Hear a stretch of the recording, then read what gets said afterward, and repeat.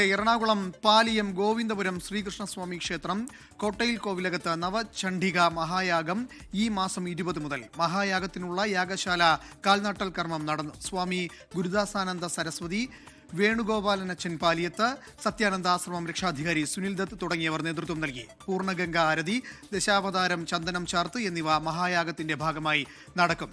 May 1 വരെയാണ് യാഗം. April 20 മുതൽ മെയ് 1 വരെയാണ് നമ്മുടെ ചണ്ഡികായാഗത്തിൻ്റെ ഭാഗമായിട്ട് നടക്കുന്ന ചടങ്ങുകളെല്ലാം ഉള്ളത്. ഏപ്രിൽ 20 വൈകിട്ട് 4 മണിക്ക് മഹാവിഷ്ണു രൂപത്തിൽ ദശാവതാരം ചന്ദനം ചാർത്ത് 4 മണി മുതൽ രാത്രി 8 മണി വരെയും, പിറ്റേ ദിവസം രാവിലെ നിർമ്മാല്യ ദർശനവും, ഇങ്ങനെ 12 ദിവസങ്ങളിലായി അവസാന ദിവസം ദശാവതാരം ചന്ദനം ചാർത്തോടുകൂടി പര്യവസാനിക്കും.